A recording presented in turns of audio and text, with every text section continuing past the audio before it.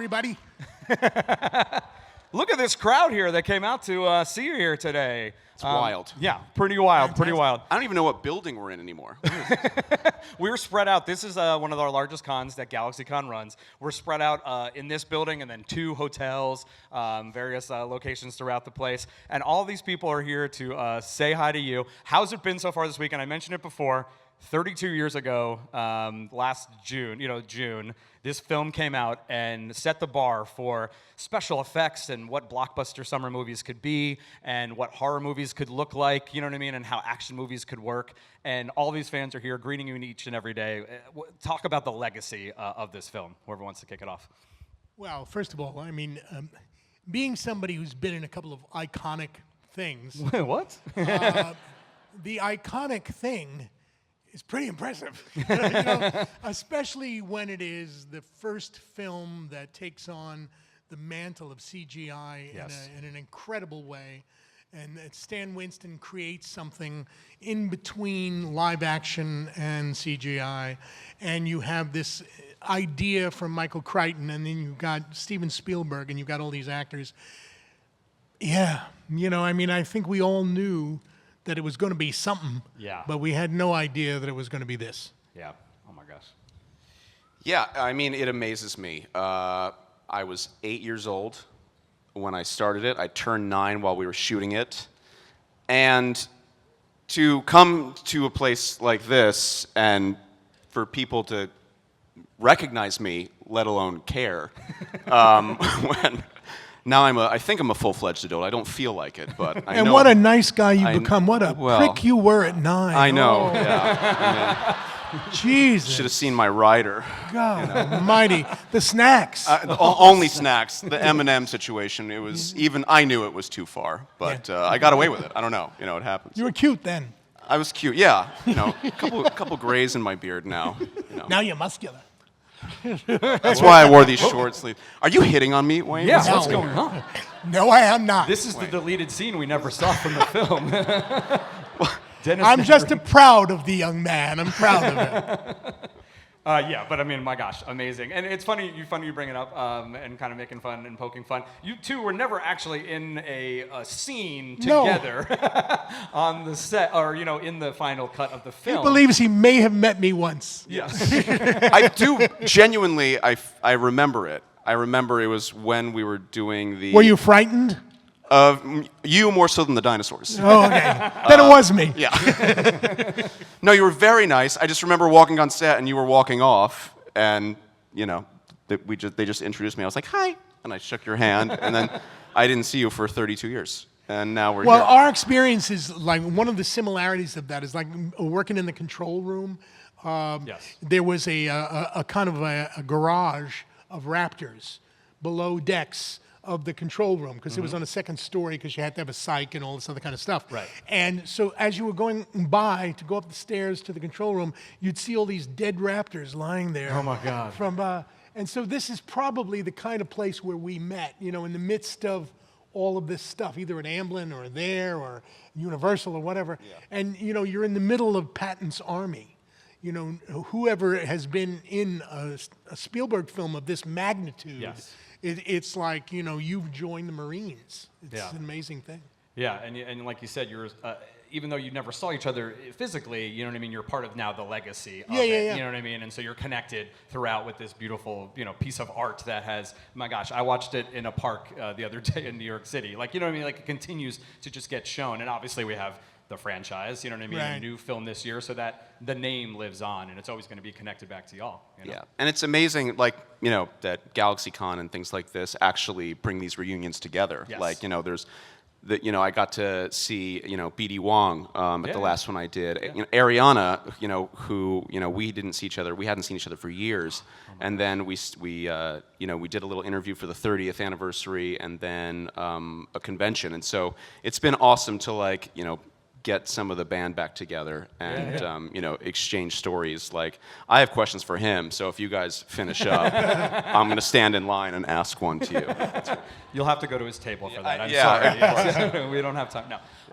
Talk about being a kid on set. Obviously, a young actor, and you mentioned Wayne, this was an important film with puppetry, but then also mixed with CGI.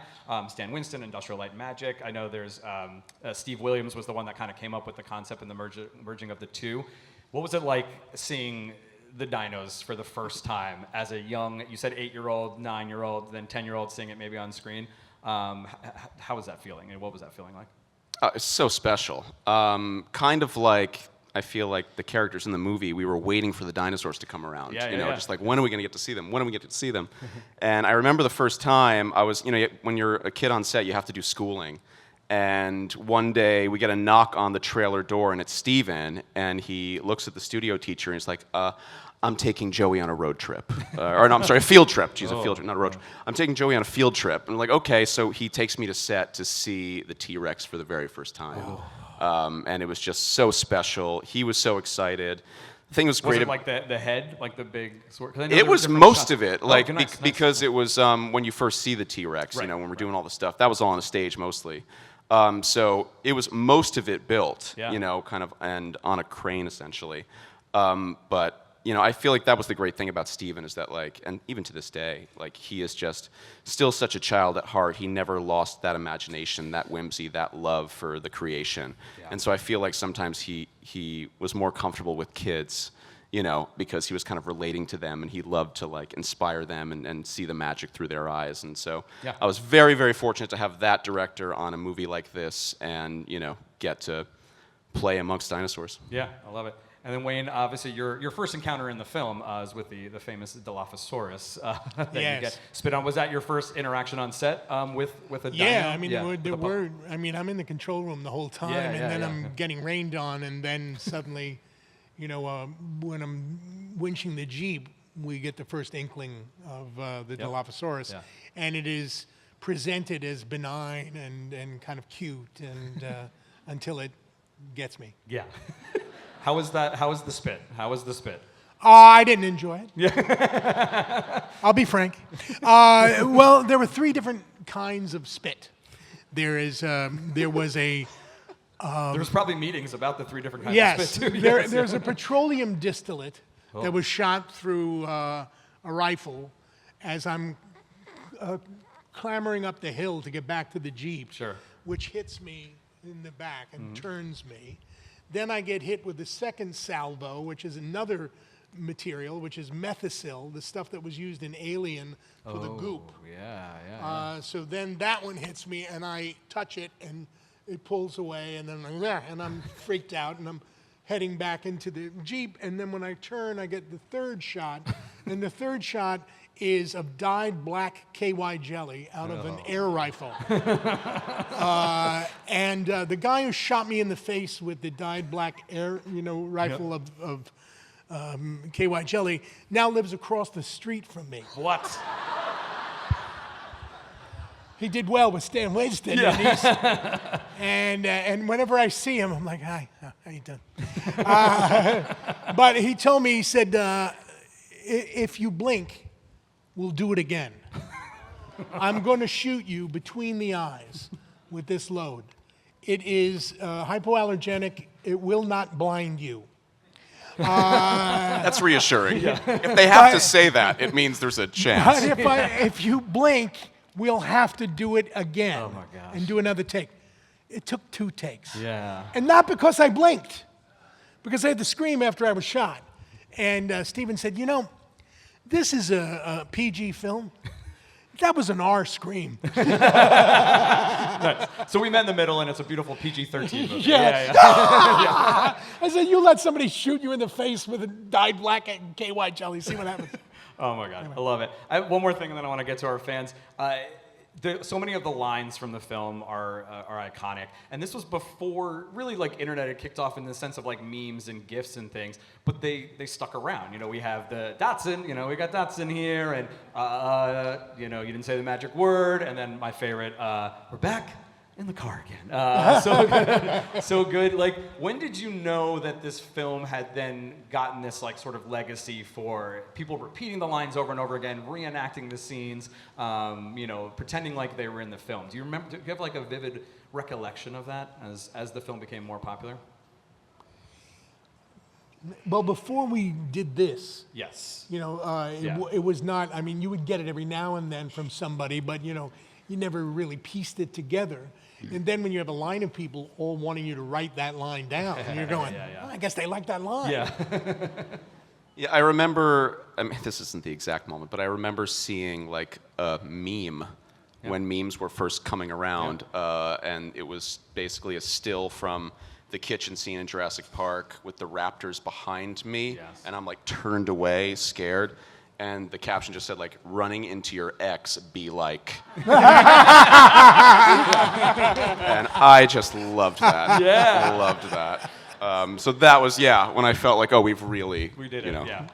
We've broken the fourth wall. Awesome. Well, thank you for answering my questions. I want to get to the fans, because that's what this is about. So tell us your first name and your question. My name is Nick, and I was wondering, have you seen any of the other films? Do you have any thoughts about the later films that you weren't in? Yeah, I think about not being in them a lot. I've seen 6 of the 7. I haven't seen the newest one. Yes. And, obviously I have a clear bias that the first one is the best. Quick cameo in 2, right? You can applaud to that, guys. Come on. Agree with me. Even if you don't really believe it. Do it for my sake. But no, I mean, I love that it's still going. I love that it's still going on. And, I don't know. I'd love to be back one day. I feel like the dinosaur-loving heir to John Hammond's fortune is sitting here, and it feels like it writes itself. So maybe one day I'll get to come back. Who You never wants a know. grown-up Tim Murphy spin-off movie? Come on, right? Yeah. Clap for I'm that. for it. You don't want it? I'm for it. I'm sorry, Dennis Nedry, you didn't make it. There'll be a dream sequence. See, this is what I don't understand. I'm going to justify my boycott of the rest of the films. The idea is that almost all the actors and every dinosaur have been brought back. Yes. But not Nedry. Now, there are no flashbacks. Not only that, but this was a very large meal and a very small dinosaur. The idea that he would not be satiated without a small piece of me, and I got to come back with one arm, with an eye patch. No. Yeah. I'm sorry. I mean, this is science fiction. Come on. Wait, are you saying Nedry lives? Nedry lives? What?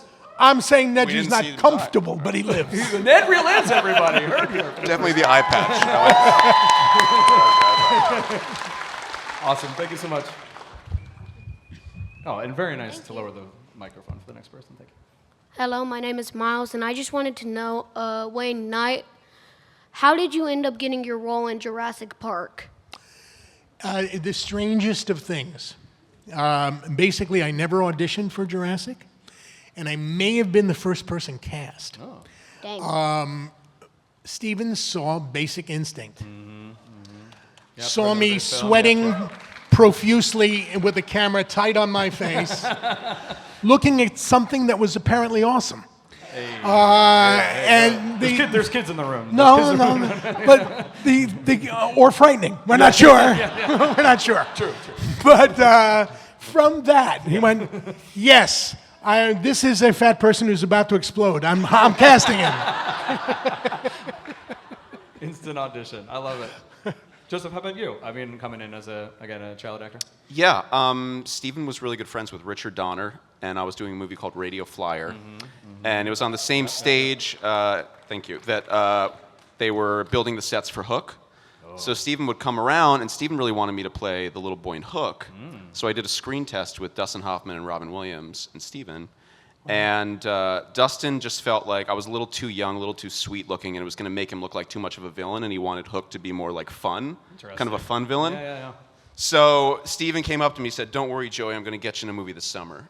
And that movie ended up being Jurassic Park, so that was the best job I never got. Yeah. I love Hook, but Jurassic was like a whole other beast. So he actually switched the roles in the book.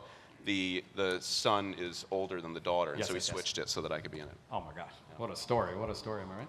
Cool. Thank you for your Shot question. totally differently. I mean, both films were completely different in the way they were shot. Yeah, absolutely. Yeah. Hey. Hey, my name is Eli, and my question is, what were you guys' favorite scenes to act in the Jurassic Park movie? I'd be interested to hear yours. Mine? Oh, it's got to be that kitchen scene. It was just cool because, like, you're a kid actor, and that was the one time in the movie where it was just the kids, no adults around, so the danger was heightened. And for 2 weeks, me and Ariana just got to spend that whole time with Steven, and just having that like awesome connection and feeling like it was really something where we could kind of shine was great. And then just seeing because like we were talking about, the way the dinosaurs show up is always different, right? There were animatronics, there was puppeteering, there was CGI, and in that scene we got all of it. And so we got to really work with, I remember looking over one of those counters and I saw basically like a symphony of people controlling every single thing that the raptor did. Like someone just did the eyelids, and they had to work together so that all the movements, worked. But that scene was just so amazing and so fun to shoot. And when I watch the film to this day, I'm just so proud of it. It's so cool. Yeah, it's still scary. You still think you still get tricked by Lex in the reflection. You know what I mean? Yep. When you're into it, like maybe this time, no, okay, she's okay. And I shot that on my birthday. One of the days in those 2 weeks was my birthday when I turned 8 to 9. So I also got to celebrate that then. Awesome, cool. Wayne? Well, I enjoyed a lot of the stuff I did in the control room because I was dry.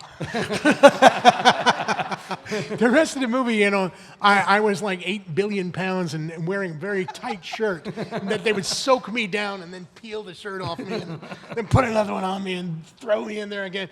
And it was just like, it was murderous, But as I look back on it, the discovery of who Nedry was comes from adversity.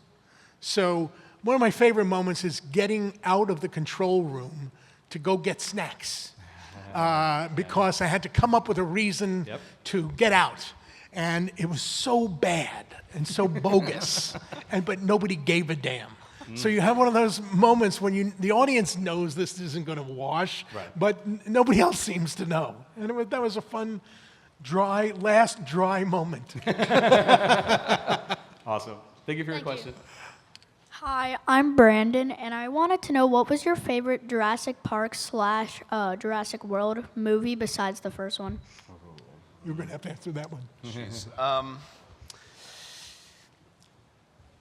Man, I actually feel like Jurassic Park 3 doesn't get enough love. It's kind of like... It's a great movie. It's sort of forgotten, but it's like a really compact, controlled little horror movie that I think really works. And I remember I didn't see it in theaters. I saw it a long time after when they all came out on Blu-ray.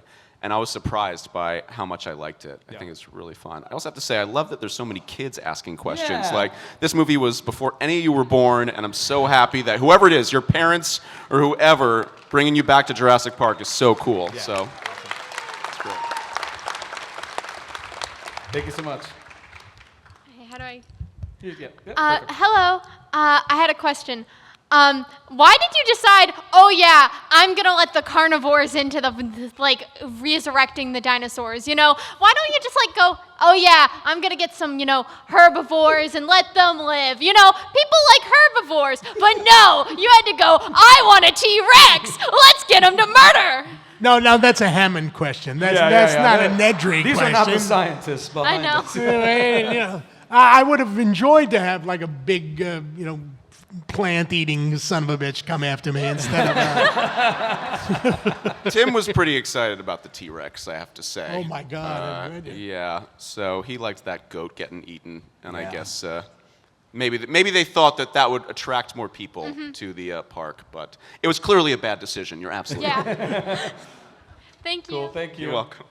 Well, and isn't that the whole point, right, of this species, you know what I mean? And it was wrong to bring them back in the first place, and they made all the mistakes, you know what I mean? But you needed to bring everything back for it to be real, and even the terrifying ones, And that's the story. Yeah. Hey. Hey, thank you for coming. My question is just for the franchise in general, but I wanted to know from you both specifically, especially, what is it about Jurassic Park that brings people back? Why do so many people love Jurassic Park? Well, I think when I was a kid, that the age of 6 years old or so, the idea of dinosaurs kind of entered my mind. That there were creatures bigger than your parents who could eat them. And you went, what?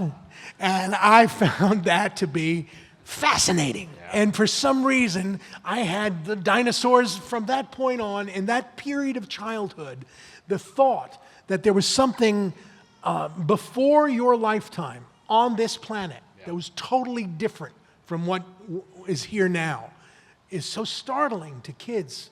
And the idea of, if I could only see that, if I could see what it was really like when those giants were on the earth. And then Steven Spielberg, the man who can make things real that aren't, says, I'll do it for you. And you go, I think I'll go see that movie.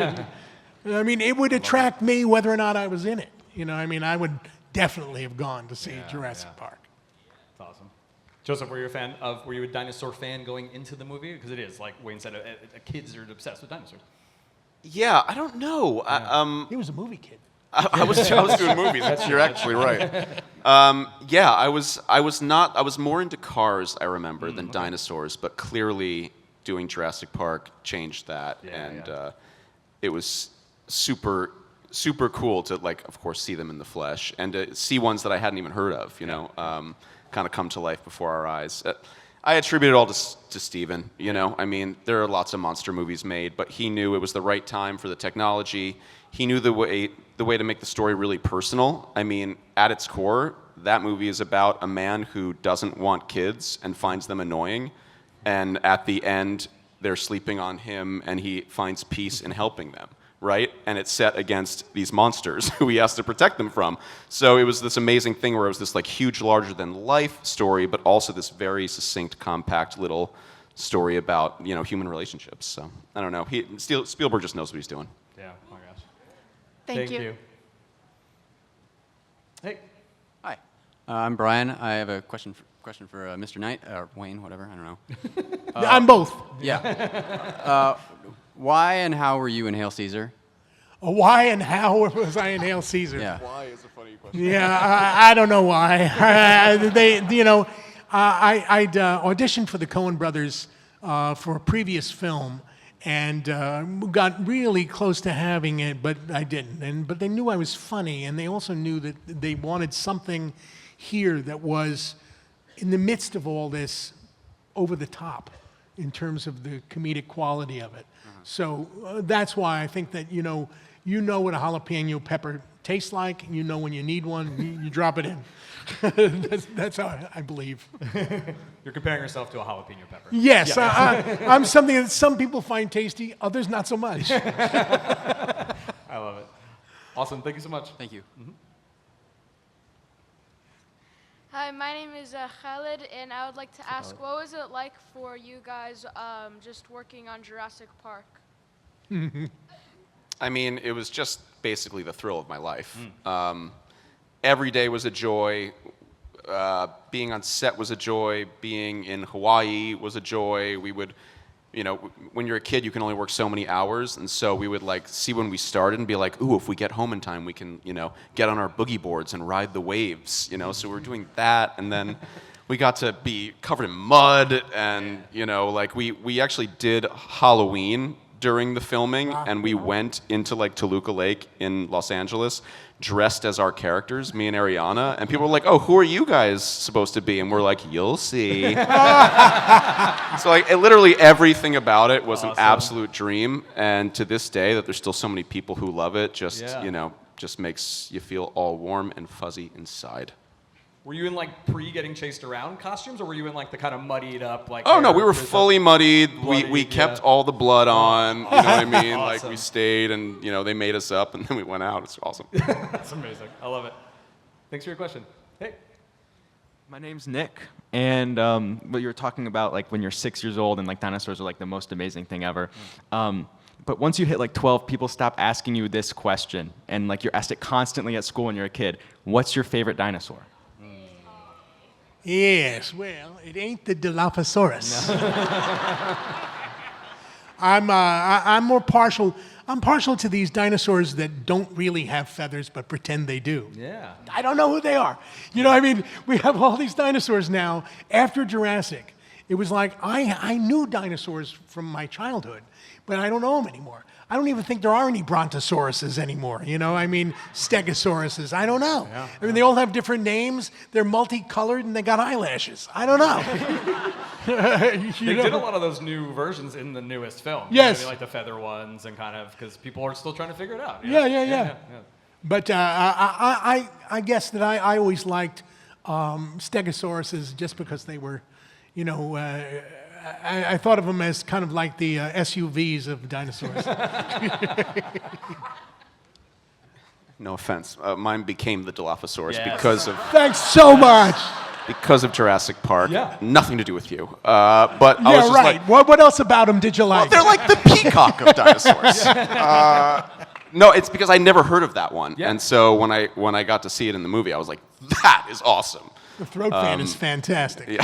I think what's great about the Dilophosaurus, and you're right, the popularity of the Dilophosaurus peaked after Jurassic Park, is how unassuming they are, and that's what's so great about that scene. You come in super cute, it's got that little cooing sound, and then out of nowhere, But just a now, meat eater, if you could make a doodle that had a throat fan, you would have the greatest pet. You know, they seem so benign, and they just go for it. I love it. Yeah, it became my favorite after that scene. So. Yeah, right. Is that still your Oh, well. number one? Not still. It was like for like most of my childhood. Now it's Ankylosaurus. So Oh, now what's an Ankylosaurus look like? the one with the club. Yeah. Yeah, nice. Cool, thank you. Hey. I'll try to keep it quick. I suppose this is for either of you, but I'm thinking of Wayne when I ask this. Were there any moments where you were able to do ad-libbing during the production of the Jurassic Park? Well, actually, you know, I was very young as an actor in doing Jurassic, in a way, that when you become a film actor as opposed to a stage actor, as opposed to a TV actor, there are different things required of you that you sometimes know and sometimes don't know. That from take to take in film, you observe the great actors you're working with and notice that the takes are different. They're not repetitions, they're explorations. And that when you start, you're just doing repetitions. You're doing the same thing again, doing it again, and doing it again. And so Stephen would be like attempting to get me into a place that would allow me to explore the moment in a different way. And so some of the comedic moments that came out of being scared of the Dilophosaurus were improvs. And some of the other things where you get to the place where the person's emotion has overtaken their sensibility, that's an improv. And then you get it real, and it fuels the rest of the script. So that was, you know, something that I appreciated a great deal, because I really feel like the character was discovered in those moments. Yeah. Awesome. Was Stick stupid? Yeah, I think it was. Yeah. That's a great way to say it, because most people think of improv as like you're making up different lines versus you're making different acting choices. So there's a lot of Yeah, you're like you're hearing a noise you didn't hear before, or you're getting an intent or something that's come up, you know. And what it fuels you to throw yourself into a moment in a way that you later understand most great actors do. Right, for sure. And then some don't. Yeah. I was going to bring up the raptor scene, Joseph, because you said 2 weeks long. Wow. You obviously had so many moments of reaction in that. There wasn't any lines, right? You know, you're panicking, you're huffing and puffing. Were there, like, moments that you felt, like, specifically terrified or like, oh, my God, that was a good take because this thing happened. Steven said this, or, you know. I didn't think of it like that, but I just remember when we're first like hiding and we see the raptors like in the door and, you know, they kind of breathe on it and all that. That in that moment, I was like, that's legit terrifying. And Stephen was just like, yeah, but you got to be brave here. Like that's the emotion you have to have. You have to be brave more than like too afraid. And so you try to keep that in your head even when you're 9 and then make it happen. Yeah, amazing. Cool. Hey. Hey, my question for you guys is, what was it like to work with Sam Neill and Jeff Goldblum? They were amazing. I'll tell a quick story about Jeff specifically, because I didn't get to work with him too much, but we had to do that like little helicopter bit at the end. That takes longer than you think, because they got to do a blue screen and all this, and so we had to be sitting in that helicopter for a long time. So he I guess probably to entertain himself, he came up with like these little skits that we would do, so that when Steven came around, we would act him out for him. So, and I remember one of them, he was just like, Joey, those people look like ants down there. And then I was supposed to respond, those are ants, you idiot. We haven't taken off yet. And then, ta-da, that would be our little skit for Steven. So, but, he tried to, like, make it fun, because we're all sitting around. And Sam was amazing, so warm, and he had to put up with us the whole time. And so, good on him for doing it. Did he actually like children? You'll have to ask him. Stay tuned next time. If not, he was a real method actor, I guess. We only have time for a couple more questions, and just as a reminder, Joseph and Wayne will be back at their table, so feel free to head over there and say hi to them afterwards. But let's continue. My name's Joey. Did you have a accident making the movie, like? Ooh, like an accident on set? Yeah. Yeah. Any injuries or accidents? Yeah. So we were doing that kitchen scene. There's that moment where I'm running into the freezer. And on that particular thing, they had a raptor on wheels, like a skateboard, essentially. And I was supposed to go left, and it was supposed to go right. And that was the shot. We kept doing it. It wasn't working. Finally, we do one where I go left. They lost control of it. And it went left with me. And I turned around, and its claw, which was metal, hit me right here, right square in the forehead. I fell down, and everyone came around rushing to like see if I was okay. And I was like, yeah, I'm okay. And then it was my birthday. So Steven looked around. He said, well, I guess this is as good a time as any. Happy birthday to you. And the whole crew sang. We had cake while I was still on the ground. But then this is who Steven Spielberg is, all right? Because, he cares deeply about the movie. He said, Joey, do you think we can do one more? Oh, my gosh. Raptor Club. As far as accidents go, my leg is completely ruined from Jurassic Park because I, feigned that I could drive that Jeep because my first scenes are knocking open the gates of Jurassic Park with the Jeep. But I had to run into the Jeep, get in the Jeep in the rain, and climbing into the Jeep at like 300 pounds, not so good. And so I kept banging my leg in there, and it got totally wrecked. And all the skin got abraded off of it. But I'm just big, fat guy. So I'm living, I'm in a hotel room going, I can't go to the doctor. They'll tell me I'm going to die. And they won't let me finish the movie. So I'm like wrapping it in a towel and stuff like that, and I'm just trying to pretend.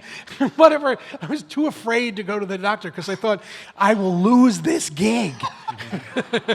Such an actor. Yeah, I know. So now, years later, I still have like troubles with, I have stockings on the leg, due to stuff. For the art. Suffer for the art. You know what? Worth it. Yeah. I love it. All right, thank you. Let's do one final question here. Thank you. Yeah, no, thank you so much. That was a great question. Hi. If you had to recast your role with modern actors and a new director, who would you choose? Wow. Interesting. Wow. I'd clone myself. Yeah. Yep. And I'd still get the residual checks. Yep. I think. I think that's the correct answer. I don't know. Geez. I don't know how you would figure out the director. Yeah. I think you could replace me with just about, you could like throw Josh Gad in, throw this guy in, throw that guy. There's always some guy, we can find some guy. But the idea is, how do you scare the shit out of people and understand their heart at the same time? And that's Spielberg. Yeah.